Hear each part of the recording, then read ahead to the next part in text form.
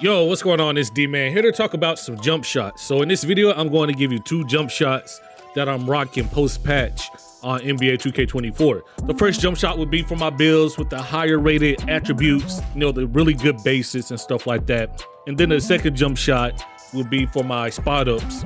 People like me that kind of play in the corner sometimes, but then get out of body when we have takeover activated. So before we get into the rest of the video, it will definitely help me out if you drop a like on this video. It will be highly appreciated. It will also help me out if you cut on all notifications, because you definitely don't want to miss these videos that I'm about to drop.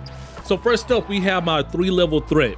My 3-level threat is one of my favorite builds. I use this build mainly for Pro-Am. I like it because it's super versatile. If we're talking offense, right, he can do everything on the court. He can be a spot-up shooter, which is how I play for the most part. But if I do have the ball in my hands, I can still pull it off the dribble without getting a really high contest. And that might be why I like this build. I'm not gonna lie, when we're making shots, we're having the best time in the world, you feel me? So these are my stats before I get into the jump shot.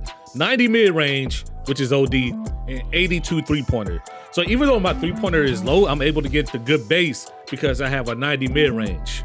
So naturally, like with the mid-range stat high, I'm not missing a lot of shots. But even with the 82 3-pointer, when you combine the base I have with the 82 3-pointer, it is completely OD. And I'm talking about that T-Mac base. Once again, I posted a video on this not too long ago actually, but the T-Mac base post-patch is still really good. When it comes to the release, it's really up to you, but like I said before, I use double Klay Thompson because it's an easy visual cue.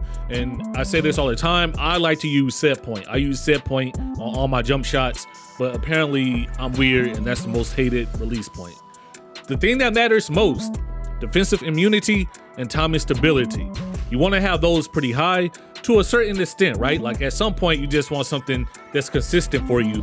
But if you have defensive immunity high and timing stability high, man, you're going to be cashing out whether people close out or not. So you definitely want to try out that T-Mac base. You have to be at least 6'5" and shorter than 6'10" and have a mid-range or 3-pointer higher than 87. So like I said before, this is the jump shot for the shooters out there with a high 3-point rating or people with the 98 mid-range build, bro.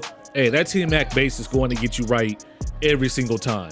Once again, Klay Thompson release, I just release it when his elbow is done descending and it turns green. So that's all I've been doing post-patch. Like I said before, a lot of people have been having issues post-patch and I feel bad. It feels like I'm playing a different game because I've been okay. You know what I mean? I've been solid.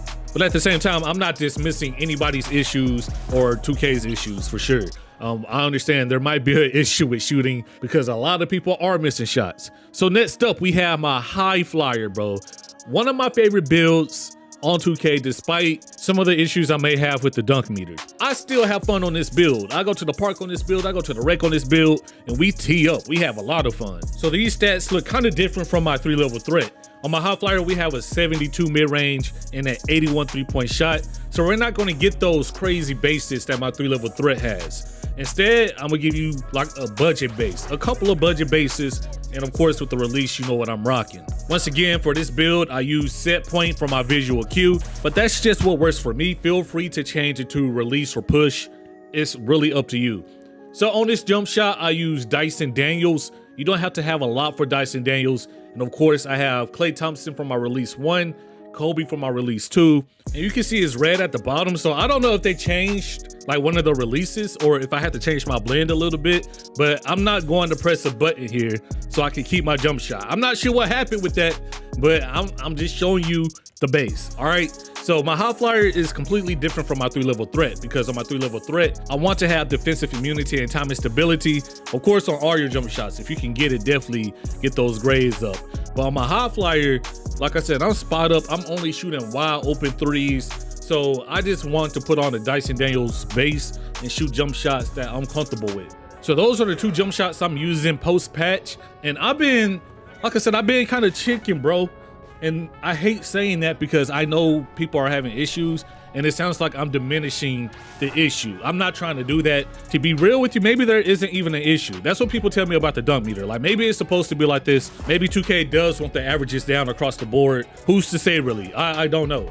But I can only tell you the jump shots I've been chicken with. And look, bro, Dyson Daniels base on a high flyer and then the T-Mac base, man, those bases got me right. They have me consistent. I played the park the other day. We played about 8 games, something light. I didn't miss a 3. When I go to the rec, I shoot about 60 to 70% every game. That's from the corner, or even when I'm on ball, you know, pull up in somebody's face. We still make these shots. So I just want to spread the love. In the comments below, let people know what jump shot you're rocking if you're chicken. Peace.